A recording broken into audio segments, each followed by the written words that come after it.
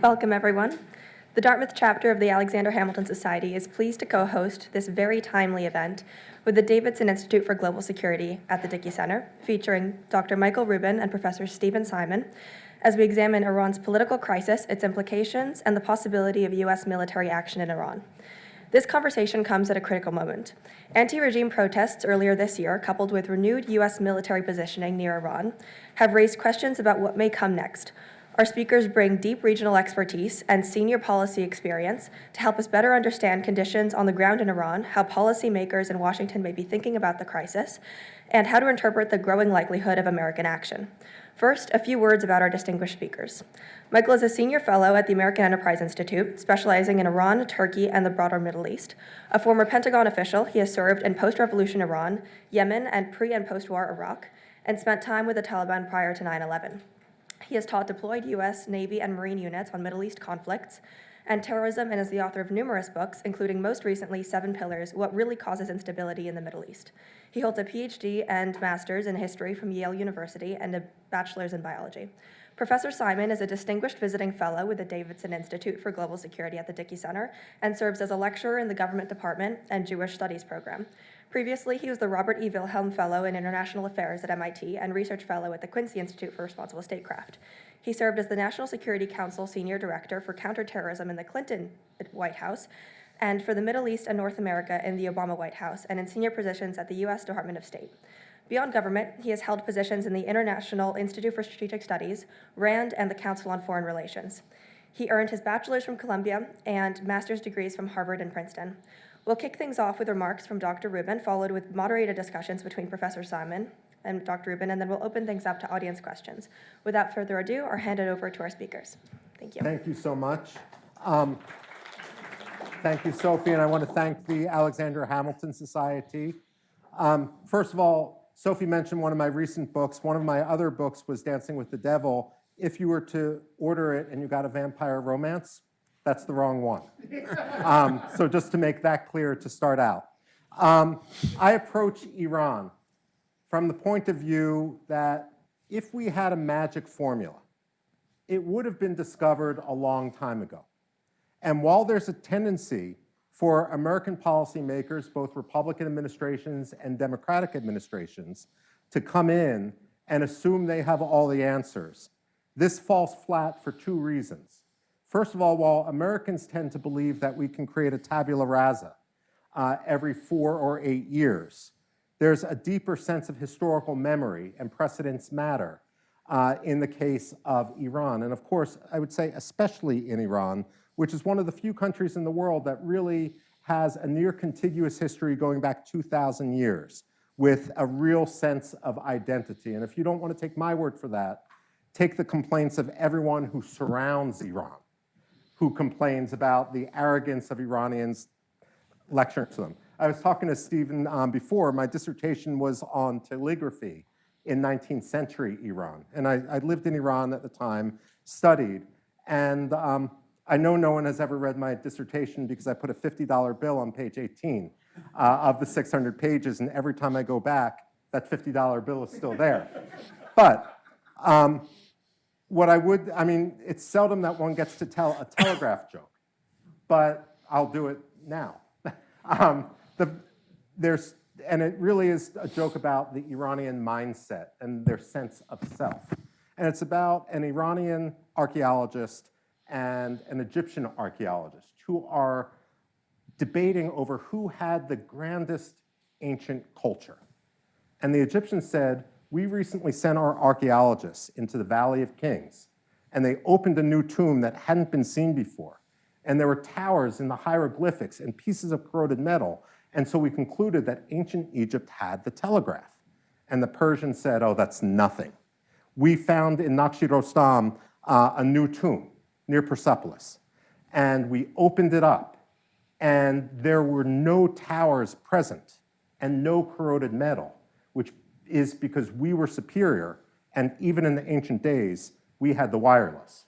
Now, moving forward, of course, we're dealing with events in Iran which are of extraordinary consequence. arguably both to the United States national security, but also to Iranians and Iranian national security and the broader region. There are so many aspects of the debate in Iran about the potential successors to Khamenei, for example. What comes next? The legacy of history. What does the constitutional revolution mean for the moment today? It often seems that the internal debates we have in the United States about what are the issues at stake and what is the judgment of history and the grievances of history can be really completely separate and non-aligned with each other. And that, too, has made the issue much more interesting. There's a tendency in the United States to also believe that when we craft policy, and again, this is a fault, I would argue, of both Democratic administrations and Republican administrations, that we are alone in the sandbox, that we don't need to take into account what might the Pakistanis do, what might the Turks do, what might the Saudis do, and so forth. And that comes into play in a humongous way when it comes to Iran. There's also the legacy of the Iran-Iraq War, which we don't think about at all, but which truly dominates the situation inside Iran. One example, we talk about the Islamic Revolutionary Guard Corps, and I know this from having lived in Iran. They used to call me, if any of you are Iranian Americans or Iranians, they used to call me Pasadi Shaitani Bozorg when I lived there. Yeah, son of the great Satan. At any rate, I would have to self-cater and so forth, and I would go to the local bodega, for lack of a better word, and I would talk to them, and they got to know the American who was living in their midst. And I would ask, why is it that if you're running such a successful business, you don't open another one? And they were like, we can open one or two, but this was a city at the time of 14 million people and no supermarkets. And the reason was, if we open too much, the Revolutionary Guard's going to swoop down and confiscate our property. If you want to understand what the Islamic Revolutionary Guard means to Iranians, during the Iran-Iraq War, 1980 to 1988, they came into prominence, they became the elites. When Khomeini got on the radio and he said, it's like drinking from a chalice of poison, but I have no choice but to drink from this cup and have a ceasefire if the revolution is going to survive. They didn't want to go back into the barracks. And so they took, without moral equivalence now, the equivalent of their Army Corps of Engineers and started investing in the civilian economy. If you want to understand what the Khatam al-Anbiya, the Revolutionary Guard's economic unit, is today, imagine taking, again without moral equivalence, the Army Corps of Engineers, Bechtel, Halliburton, KBR, Northrop Grumman and Boeing, ExxonMobil and Shell, and Walmart, and combining them all together. But this conglomerate won't have to pay taxes, and like, I say this as a Philadelphian, like Chicago in the 1930s or Chicago in 2026. If you don't agree to the right contract, then you have the guys with the guns who are going to hunt you down and make sure you do the right thing. So how do you extricate this from Iran? Because also think of this from an Iranian point of view. June 3rd, 1989, Ayatollah Khomeini died. His funeral was June 4th. There's a heat wave going on. You can see it on YouTube videos. What the Iranians on the street at the time quipped was the old man was so senile, he forgot to close the door on the way down. And they were spraying the crowds with water and so forth.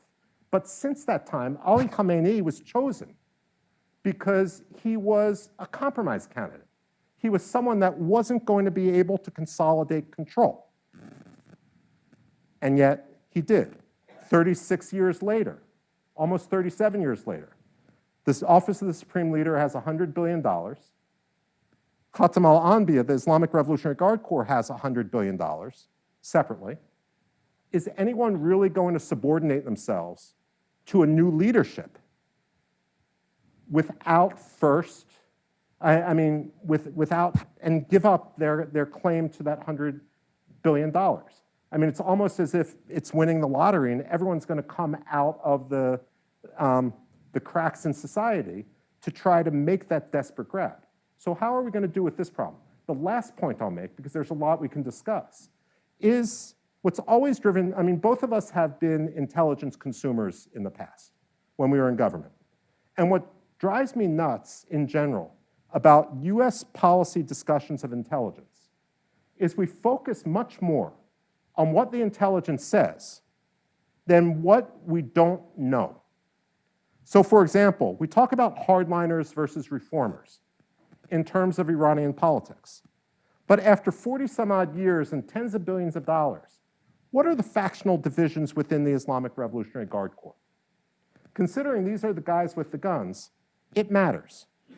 Not only that, in 2007, the new head of the Islamic Revolutionary Guard Corps at the time, a guy named Muhammad Ali Jafari, came in and he said, you guys know the difference between the Iranian military and the Revolutionary Guards? The Iranian military is about territorial defense.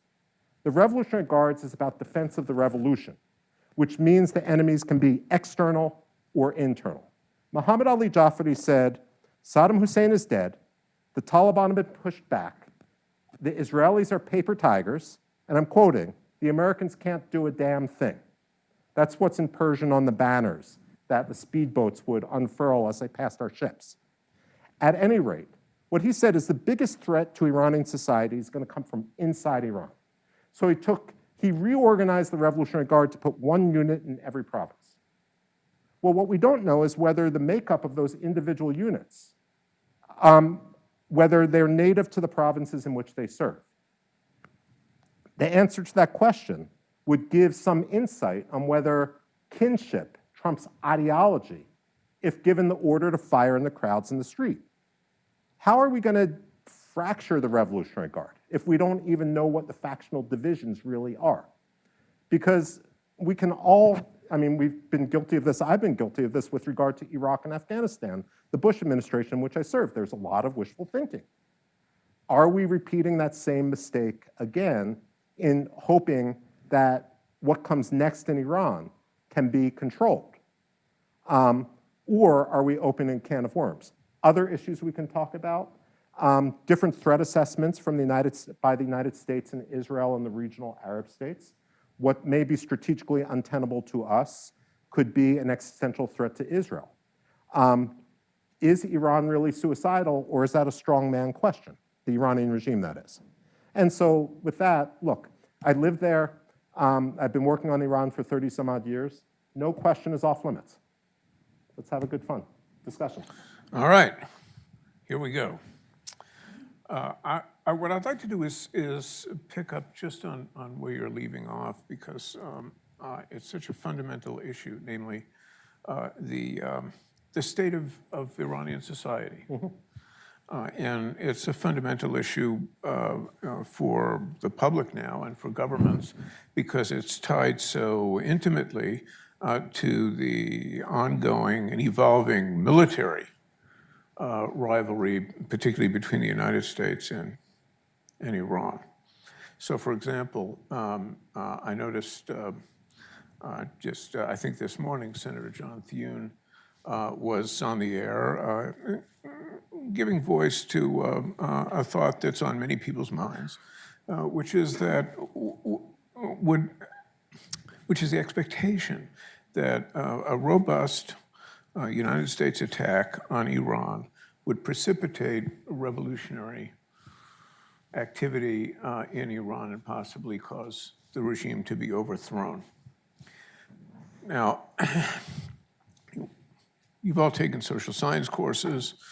You know, I mean, if you cobble together Theda Skocpol and Charles Tilley and Dornton and Jack Goldsmith and on the Middle East, Greg Goss, and you jumble them all together and you ask yourself, well, what would they say about the fragility of Iranian society in the face of the kinds of attacks that we've seen and could be replicated? They would say, something, the regime has a damn good chance of pulling through. I'd like your perspective on this, because you know the place so well. You've lived there, you've studied it so closely, and you've just been, you've just opened the door to that question in your remarks. So I think it's the right question, because look, I'm a historian, which means I get paid to predict the past. And a lot of my critics in Washington would say I only get that right about 50% of the time. But I mean, again, we tend to look at the region as if we can put everything in neat boundaries. But this past summer, I spent in Yemen, hiking with the Southern Resistance to survey the Houthi lines and their operations and so forth. And in talking to the Houthi general, the Southern Force generals and so forth, one thing that was clear is Donald Trump, when he came into office, had something called Operation Rough Rider, which was a 50-some-odd day bombing campaign against the Houthis. And what the Southern Force generals said is the United States did not tell us when they were going to begin this operation, they did not coordinate with us during the operation, and they did not give us any warning when Donald Trump set that Truth Social post that he had cut a separate deal with the Houthis. And the reason I bring this up is because from an Iranian point of view, and we see a corollary with regard to the Gaza Strip as well with Hamas, is the definition of victory simply surviving. Hamas declared victory despite how tremendous their losses were because the movement survived and they still haven't disarmed. Are we setting ourselves up for a situation in which the Iranians simply feel that they can outlast Donald Trump? And the answer is yes. The Iranians have always been apt students. The Iranian government has always been apt students of American politics. One issue which we talked about at lunch here was the problem of zombie regimes. It's clear that the Iranian regime has lost its legitimacy among the people. Well, arguably the North Koreans have, and many of the Sudanese factions have, and many of the Libyan factions have. But just because you lose your legitimacy among the people doesn't mean that you're willing to lose power. And so how do you deal with a problem like that? That's a problem inside Iran today. Now, if I have to put a silver lining, however, on actually two more issues with regard to Iran and what might come next. I can't overestimate the importance of the Iran-Iraq war to Iranian thinking and the thinking of the Iranian public today. Now, on one hand, the Iran-Iraq war, Saddam Hussein's invasion of Iran, was probably, I say this with tongue in cheek, but I'm serious, was probably the best thing that happened to the Islamic Republic in its early years, because the Islamic Republic was collapsing. Steve Erlanger, who went on to become the New York Times chief diplomatic correspondent, filed one day before the hostage, the American embassy was seized, that the religious component of the Islamic Republic had ended. But when he wrote in, I think it was the Boston Globe or the New Republic. At any rate, the point of this is that when it comes to the Iran-Iraq war, it rallied people around the flag. It allowed the Revolutionary Guard to consolidate. But at the same time, many Iranians felt they had been burnt. There's an old Iranian joke that I heard when I lived there about an Iranian woman who's getting married. And on a wedding night, she tells her husband, I probably should have told you this before, but this is my second marriage. And the husband goes, what? And she said, but she said, don't worry, I'm still a virgin. And her husband goes, what? How can that be? She said, well, my first husband was like Muhammad Khatami. He just kept promising to do it, promising to do it, and promising to do it. But after 8 years, he didn't touch a thing. The point of this is the great deal of apathy which survives in Iranian society. We've done polling where we take the first every telephone exchange in Tehran, randomize the last 4 digits, and do economic surveying, and Iranians culturally will talk much more openly and truthfully than peoples around them. It's not like the snake oil polling that we would get in Afghanistan and Iraq. Now, when we do the polling, how many times a month does someone in your family, do you guys eat meat? Has anyone in your family lost a job in the last year? Do you think your kids are going to have a better life than you do? And you do the number crunching. What you find out is 10% of Iranians truly believe that life is great. The supreme leader knows what he's doing. We don't doubt him. Another 15% think that the Islamic Revolution was a great idea. It's just been misapplied. The final 75% have given up. They don't think that the Islamic Republic is reformable. But then why don't you have a revolution? And what they will point out when I lived there is that, look, Ayatollah Khomeini promised us an Islamic democracy. 10% of Iranians took part in the Islamic Revolution. That's compared to 1% of Americans in our revolution, 2% of Frenchmen or Russians in the French and the Bolshevik Revolution. And this is the age before social media. But then once he consolidated control, he purged all those who were in dissent. And so what they said is, he promised us an Islamic democracy. What we got was neither. Plus, we got a war that killed 1 million people. Therefore, do we really want to take a risk? Especially when it's not clear which way things are going to go. That doesn't mean they love the Islamic Republic.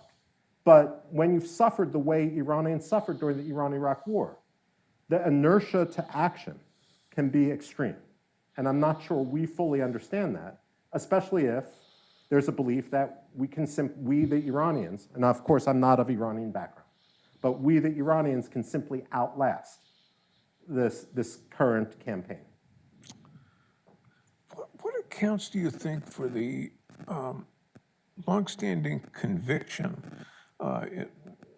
in Washington and arguably in Jerusalem that there is some hope for a revolution triggered by foreign military action that would overthrow a disagreeable regime and lead to its replacement by a more pliable Iranian regime?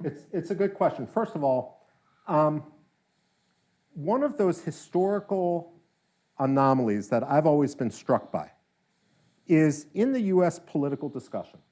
We talk a lot about the 1953 counter coup against Mohammad Mossadegh. And we can go into the narrative of that if you want during Q&A. I don't think the general narrative is accurate.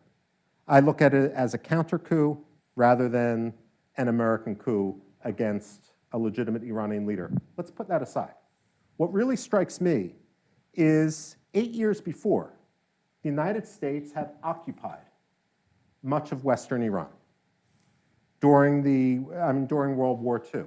And so it's always been perplexing that we're willing to talk about Mossadegh, but we're not, and by the way, our allies in the whole counter coup against Mossadegh were the clergy.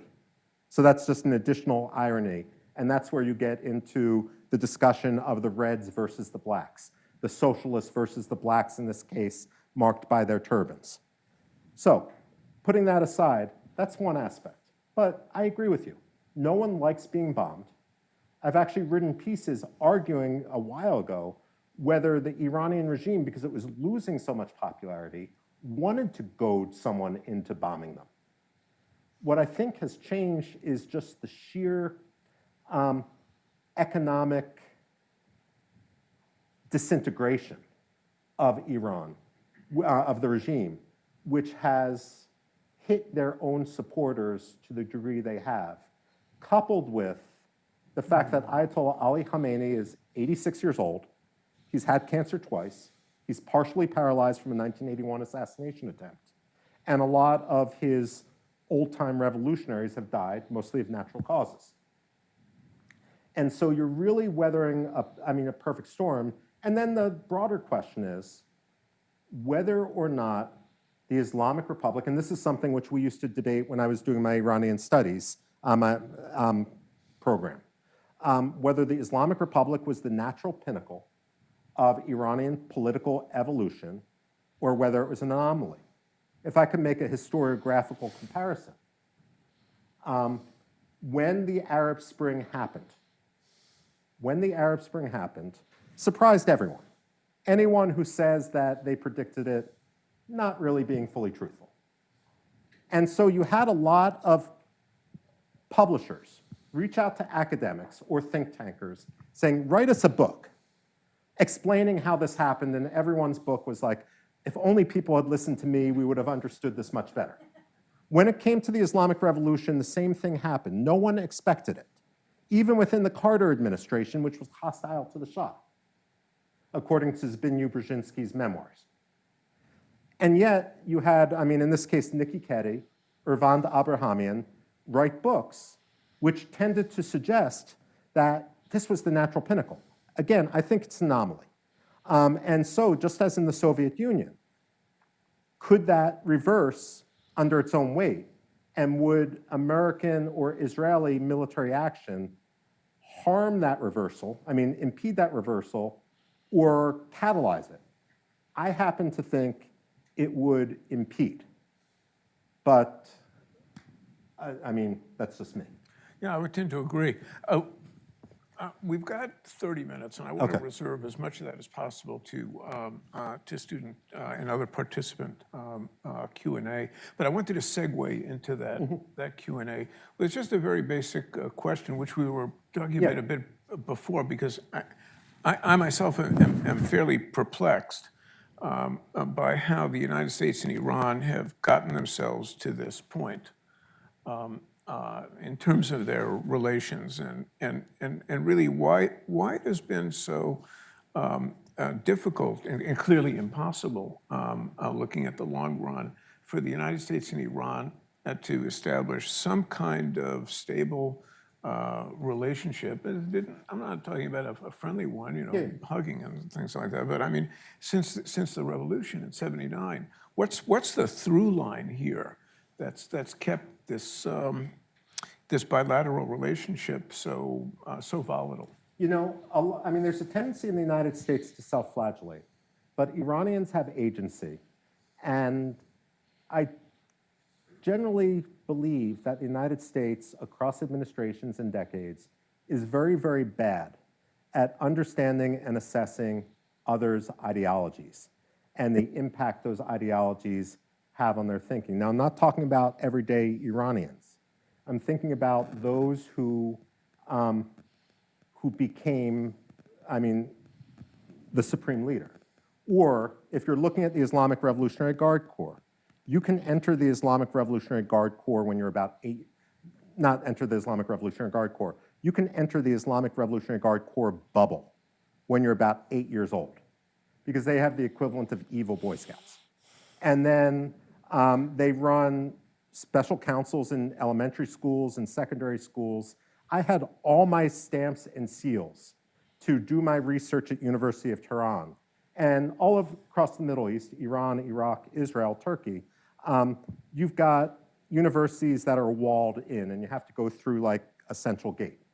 And the guards looked at my stamps and seals. They asked me what I was doing. I explained in my bastardized Persian that I was here to study with Mansoura Nezamafi and in the Department of History and so forth.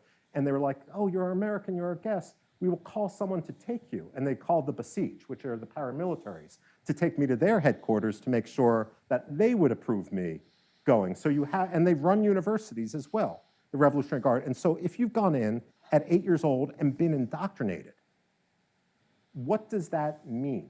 I mean, let me put this another way. At universities and in the United States in general, we embrace multiculturalism, but we tend only to look at it as positive. It's about walking into a sushi restaurant and being able to order a mojito. But fundamentally, the core of multiculturalism is that different peoples can think in very, very different ways. And the worst thing an analyst can do is engage in projection. Look at someone like Mahmoud Ahmadinejad, the former president, and say, he really doesn't mean it. This is all just rhetoric for show. What happens if they truly believe? And if I may, just this is where the fundamental difference between the American assessment and the Israeli assessment comes into play. If Iran developed nuclear weapons, the Americans look at this as strategically untenable. Basically, it would be a royal pain in the ass. But the Israelis look at this as an existential threat. But then the Americans will tell the Israelis, but don't worry, the Iranians aren't suicidal. If they launched at you, you would launch back at them. But that's a straw man argument, because the question has never been whether the Israelis are suicidal, whether the Iranians are suicidal or not. It's whether the Iranians are terminally ill. Because when you have if Iran developed nuclear weapons, who would have the command, control, and custody of them? It would be the Islamic Revolutionary Guard Corps, but specific units within the Islamic Revolutionary Guard Corps, which were vetted to be the most ideologically pure. Now what happens if you have a situation like what we had in Romania in 1989, an example which you and I remember, but probably everyone else here doesn't. But basically where you had an uprising, some sort of spark, and the security forces join in, and quickly you see that the regime only has 24 hours left. And in a situation like that, what's to stop the Islamic Revolutionary Guard Corps, if they're the true ideologues, from launching, knowing would you really retaliate against a country that already had regime change? I mean, General Chuck Wald, who led the US air campaign in Afghanistan after 9/11, defined in a layman's term, deterrence as a willingness to kill 2 or 3 million Iranians. Would you really do that against the woman life freedom movement? And the answer to that is obviously no. So what you have here is what I would argue is the real problem, which our debates haven't addressed, which is how do you deal with that problem in deterrence? Because that's what has motivated the Israelis to the crisis point where they are now.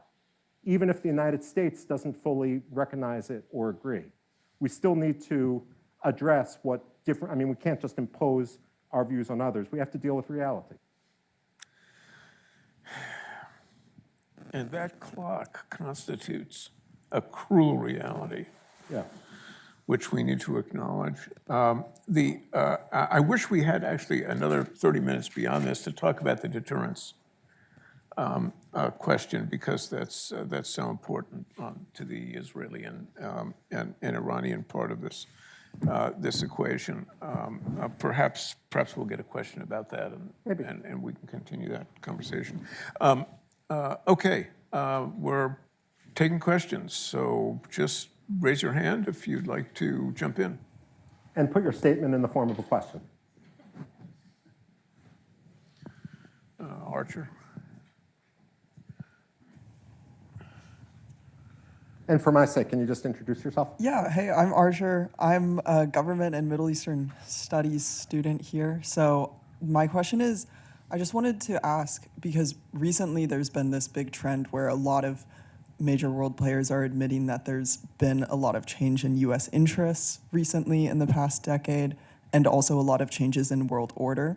And so I wanted to ask what you think the new US interests in Iran are, and how the options that we have, which one would be the best fit for those interests in your opinion? Look, I mean, generally speaking, I tend to believe that the American contribution to the post-World War II liberal order isn't fully appreciated to the extent it should be, because when we talk about Amnesty International or Human Rights Watch or any numbers of other human rights groups, they might be antagonistic at times to the United States, but if China were the dominant power or Russia were the dominant power, how different the general atmosphere in the world would be.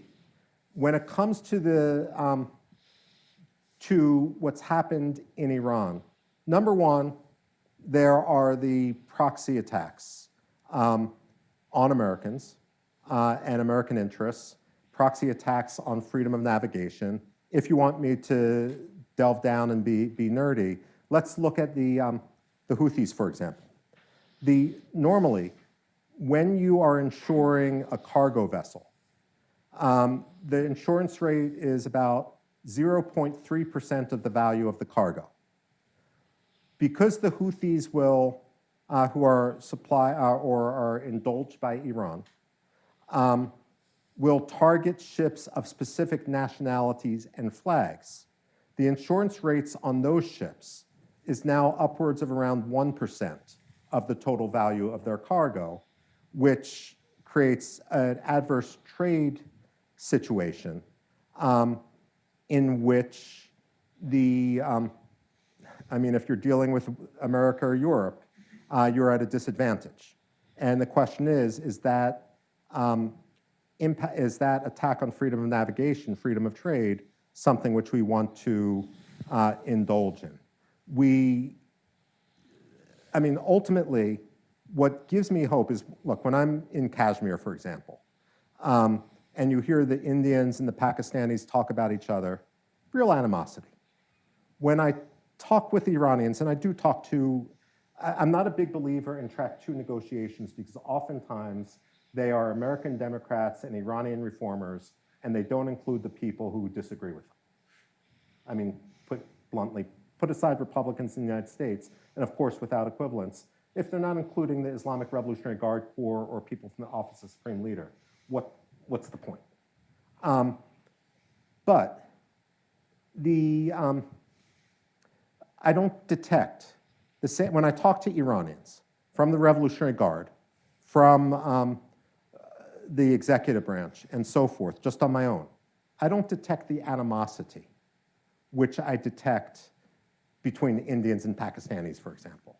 I mean, I spent some time in Cuba 2 years ago interviewing Cuban ambassadors to Africa from the 1980s. And when you would talk, they would tell their old war stories. But at the same time, you could tell that their hearts were no longer in it. And that's the sense I get from the Iranians as well. I mean, I wonder whether Donald Trump has worked his way into a corner by giving a red line, saying, we're going to intervene unless you stop massacring your people. Look, when Obama dealt with this, with responsibility to protect in Libya, we went into Libya. And that's a judgment call, elections matter, and so forth. I wonder whether Donald Trump is getting involved in a quote-unquote responsibility to protect with his eyes wide open, the way, for better or for worse, Barack Obama and Samantha Powers did. And I would hope we're not falling into a conflict simply because of ill-thought-out tweets and justifying them after the fact. Good. Yes.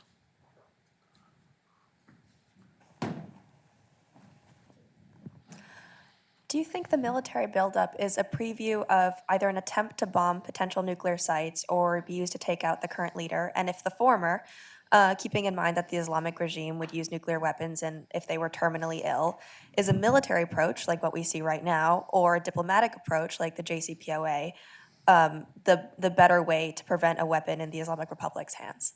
I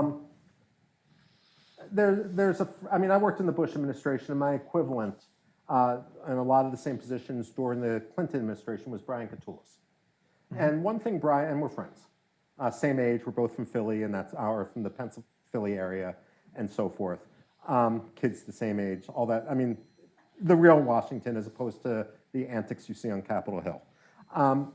And one thing that Brian says, which is apt, even a stop clock can be right twice a day. Sorry. You can tell him I said that because so. But one thing Brian says, which is apt, is we haven't had a coherent strategy going back more than 30 years across administrations. Now, in US military academies, when we teach strategy, we teach that the dime model. Every strategy should have a diplomatic and informational, a military and an economic component. You can think of this as hard power and soft power in the academic discourse. The difference is that when we had the discussion of hard power and soft power in the academic discourse, that was never meant to be in opposition to each other. It was meant to be in conjunction with each other. And likewise, when we're talking about diplomatic, economic, military, and informational strategies, we shouldn't be sequencing. So the question, should it be diplomacy or sanctions or military, I would say would ignore the idea of the whole being greater than the sum of the parts. And I mean, military strategy is not just bombing. Containment is, loosely speaking, the ability of all the states in the region to contain Iran for 2 or 3 days until the cavalry can come in. But containment's not a rhetorical strategy. I mean, if you treat it as one, then you actually lose a lot of leverage. One thing Donald Trump is doing with the buildup, if there's a rhyme to his reason, is every time he talks about being on the brink of pulling the trigger. I'm not in government, but I imagine people in the Central Intelligence Agency, or more likely the Defense Intelligence Agency, are watching to see what the Iranians do, how the Islamic Revolutionary Guard Corps reacts, how they mobilize, and so forth.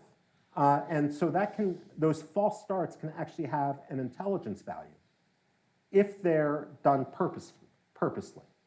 If they're not done purposely, they erode our readiness. They also erode Iran's readiness. That said, Donald Trump has another bit of a rhetorical pickle, because if he said he destroyed the nuclear program, then why are we going to war to stop the nuclear program, which he destroyed? Either it's destroyed or it's not destroyed.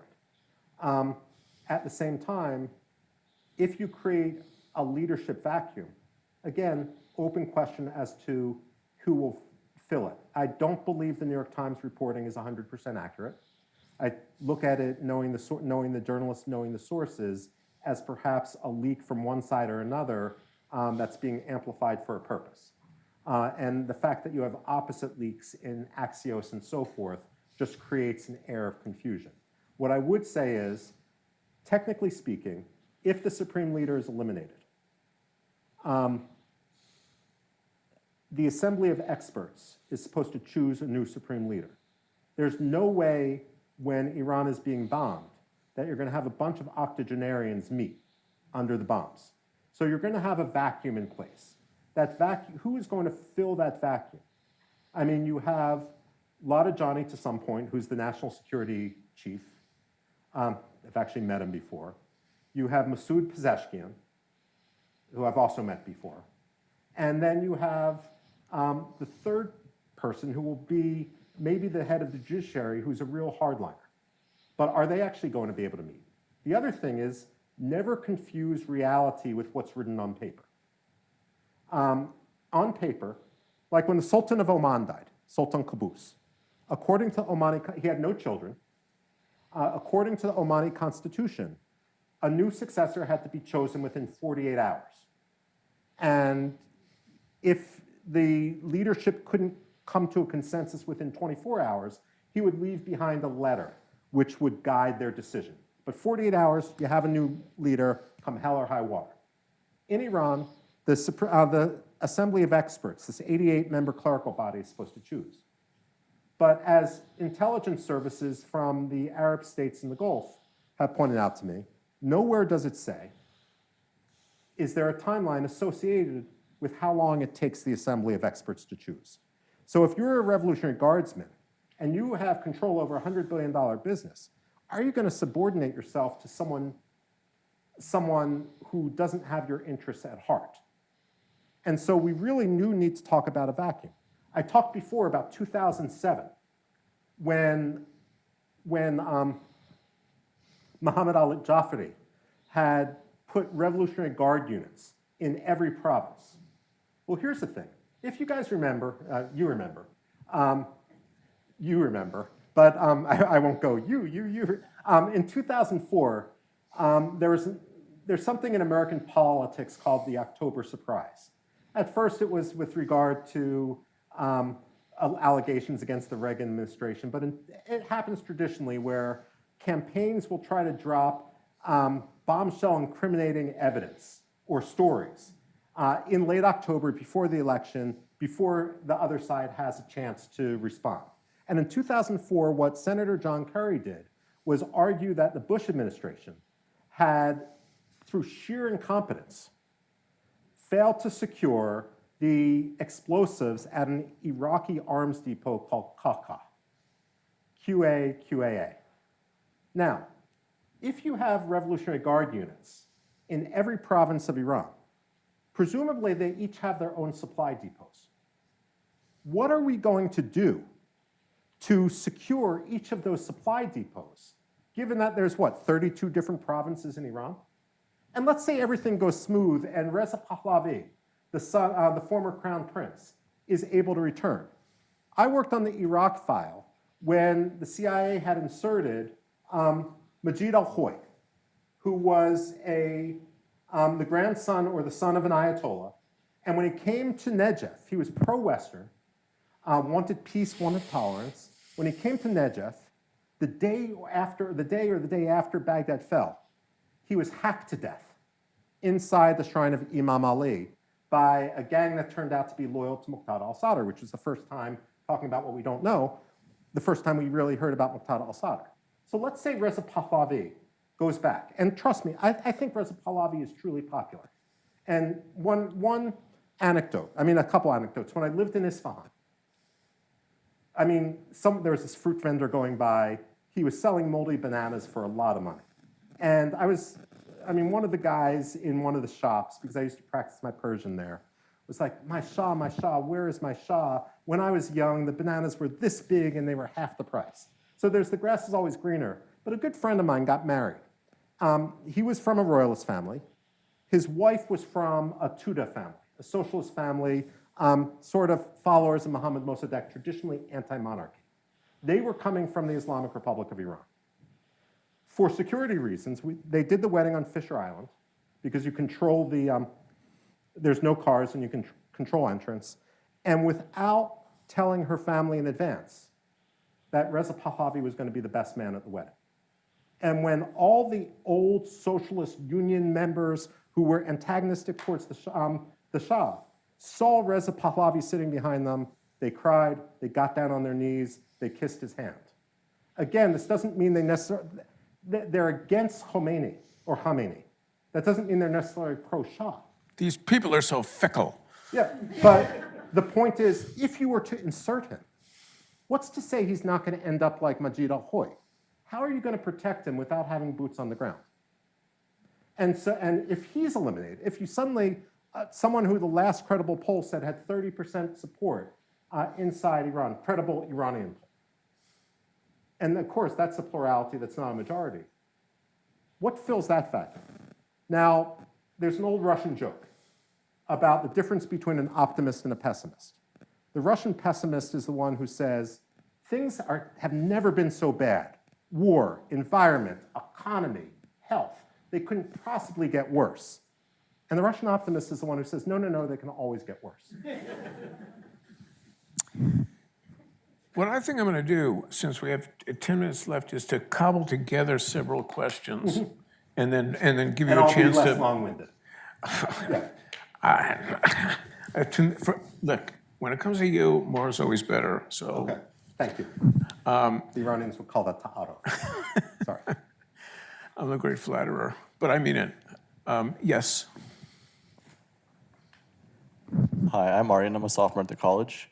So I was trying to play devil's advocate here. So there's quite a few nuclear states around the world. All of them are quite different culturally, politically. So when we look at the Iranian regime specifically, do we in fact have a regime that is irrational in the sense that it cannot be deterrable if in fact they do get nuclear weapons, or is it in fact rational? What would be your view on that question? Okay. Thank you. There's a question in the back. You got that? Who had their hand up? Thank you. I'm Sophia. You mentioned Iranian proxies, and they were kind of big in the news during the Gaza conflict, and so I'm wondering how investing resources into proxies affected the situation at home in Iran, and what you think the future of that Great will question. look like. Yeah, that is good. There's a question here. What do you think the probability that we try and seize the oil refinery on Karg Island is? Okay. 3 good questions. I'm going to answer them really Do quickly. we, let's take one more if there Okay. is. You might need to remind me of what the questions are then, because short-term memory. Anymore. Okay. There's a question here. Let's take one more. Yeah. I'm Lynn Reed from Walpole. I just wondered, how much power do the Revolutionary Guards have? They must have, since they own all this, they must have a governing system. There's a board, yeah. And do we know how that works? Does America know? I'll get He there. knows how it works. I know That's he the key thing here. So, devil's advocate question. on the nuclear deterrence, basically ideology matters. I come from a historical background. One size doesn't necessarily fit all. And so in this case, I worry about North Korea. I worry about Iran. But I guess the issue I worry about is you've had the student uprising in 1999, and I was there then. The World Cup, when Iran lost 3-1 in a World Cup qualifier to Bahrain in 2001, the rumor spread that the Iranian team threw the match so that men and women wouldn't celebrate together in the streets, and so men and women protested together in the streets. 2009, you had the post-election unrest. Then you had issues relating to the economy, to labor, to the woman life freedom movement, to the collapse of the rial, most recently. When you have this increasing momentum, if Iran did develop nuclear weapons, it's the same problem we have with Pakistan in a different way. What happens if you have a state collapse in an uncertain environment, the loose nukes problem? So that ultimately is the US concern. Plus, if Iran got nukes, how would you, if they felt themselves so secure behind their own nuclear deterrence, how would you counter terrorism? And that's why I say it's strategically untenable, rather than, from an Israeli perspective, an existential threat. What was the next question? Proxies. Okay, one of the interesting things with regard to the proxies is that Iran's proxies in Iraq don't get money from Iran. They send money to Iran at this point. The Hashd al-Shabi in general, the Saib al-Kataib Hezbollah, the Badr Corps, tend to have exploited so much business inside Iraq that they're making money hand over fist. And most of the people who get, I have no trouble walking around Baghdad because I don't do business. The only time you're going to get in trouble in Baghdad is if you're doing business. That's when you get kidnapped. Likewise, most of the Iranian Americans who have been kidnapped recently have been people who've been trying to do business inside Iran and came into conflict with the Islamic Revolutionary Guard Corps, which is mafia. But in specific answer to your question, in the Bush administration, I pushed for this, and it was one of the battles I lost. In 2005, or 2004, I think it was, there was a guy named Mansour Osanlu, who was the head of the Vahid Bus Drivers Union. And because the Islamic Revolutionary Guard Corps owns so much of the economy, they're not subordinate to the rule of law. They tend to run roughshod over labor rights. Now, I shouldn't admit this, especially with the camera, but especially because I would lose my neocon card. But during the Bush administration, I would meet secretly with Solidarity International, the wing of the AFL-CIO, in order to try to coordinate some of the stuff with labor, because if it's about liberty, it's about liberty. The Venn circle of what we agree on and what we disagree on, let's work on what we agree on. And so to try to help labor unions and so forth. But when it comes to Iran, the Bush lost his opportunity. It was a Lech Walesa moment when all these buses didn't show up in the city of 14 million people, and the newspaper said there is no bus driver strike, and it was a huge blow to credibility. Instead of helping Mansour Osanlu, strike funds and that sort of thing, we ignored this issue, and ultimately he quite literally had his tongue cut out by thugs, so he couldn't give lectures anymore. That said, the Vahid Bus Drivers Union was officially recognized. So one of the ironies in the Middle East is that you have independent organized labor in two countries, Israel and Iran. So what are we doing? And so when you have the Iranian teachers, for example, go out on strike, they've marched under banners, forget about Palestine and think about us. And it's one of the reasons why I wouldn't say that Iranians are pro-Israel, they're not, ordinary Iranians, but they are very antagonistic to what has been lost. But this is also another reason why the diplomacy isn't going to solve the nuclear issue, because some estimates say that the Iranians have sacrificed up to $2 trillion over 40 years in terms of sanctions and lost opportunity for investment and development. And if you're going to give up your nuclear program, how are you going to explain that? Forget ordinary Iranian people. How are you going to explain that to your hardline base? That all the suffering and sacrifice that they stood for got thrown out the window. That's I mean, we talked about the pickle Trump put himself into. This is the pickle that Khamenei put himself into. One more question? Oh, no, I mean, there were two other questions. No, I think, I didn't we have answer all- one here. Yeah, Oh, wait a and second. then your question. So wait, what was your question? Are we going to seize the Carter Island? Oh, I've advocated for that. And the thing to understand about Karg Island is that the Persian Gulf is very narrow and it's very shallow. At its deepest point, the Persian Gulf is 298 feet deep. The average depth of the Persian Gulf is only 100 feet deep. And the way the topography goes is it slopes upward towards the Iranian shore, which means these modern supertankers can't get into port. So 95% of Iran's oil is exported through the Karg oil terminal, which is 10 miles, 15 kilometers off the coast of Iran. 90 to 95%. So then the question comes, Iran's fiscal year runs from March 22nd to March 21st. And it's the nature of being a rentier economy. But they have to guess what the price of oil is going to be over the next year as they make their budget. And if the price goes above that, they have more money to spend on their proxies. If it goes below that, they have trouble making payroll. What I would argue is if you took Karg oil terminal, didn't destroy it, just took it offline, then the Iranians wouldn't be able to pay the Islamic Revolutionary Guard Corps. And then we would finally answer the question, how many people are in the Revolutionary Guard for the privilege versus the ideology? The other thing in the past, and it was an argument I lost out in, I often advocated for sending, because I don't see regime change coming to Iran until the Revolutionary Guard fractures. Now, I used to teach for the US Navy for 10 years.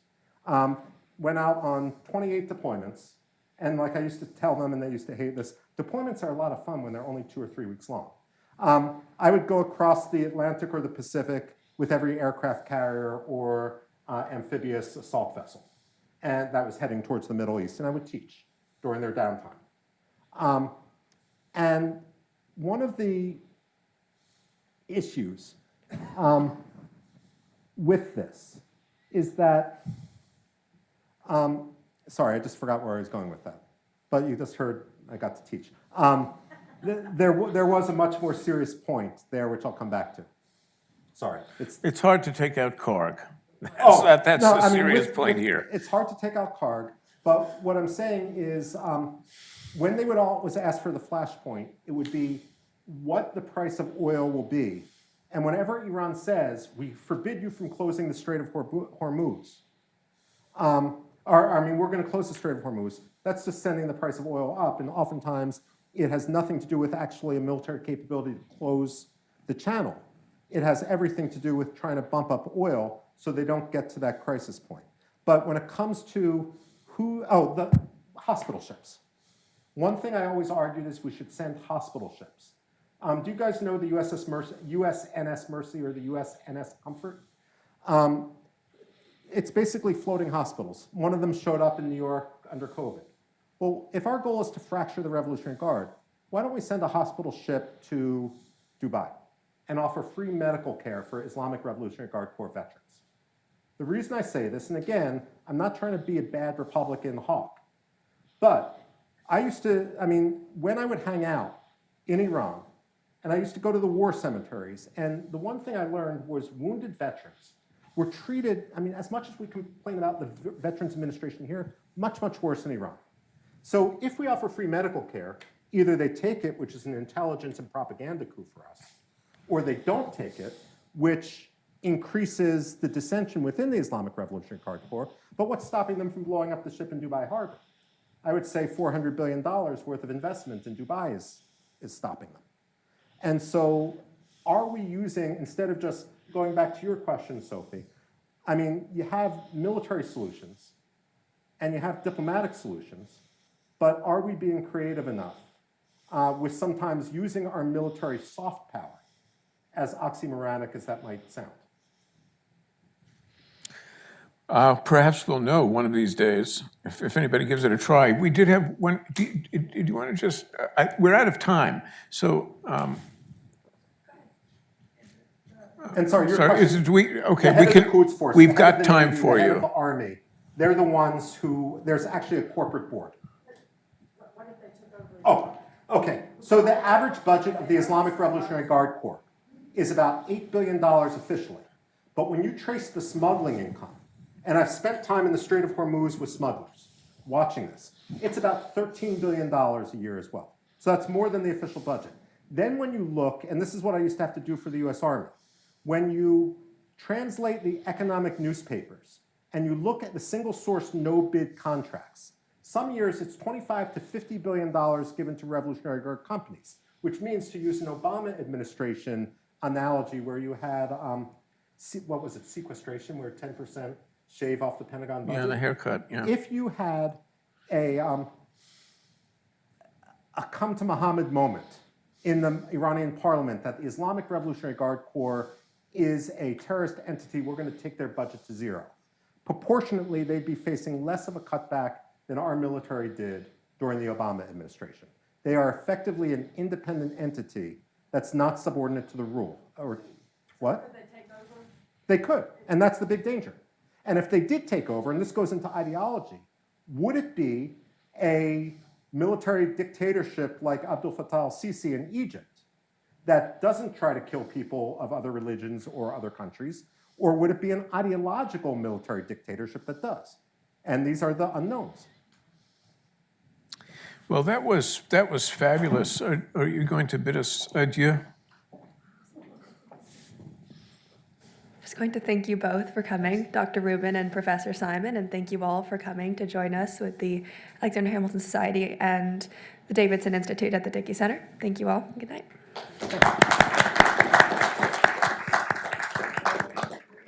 Thank you.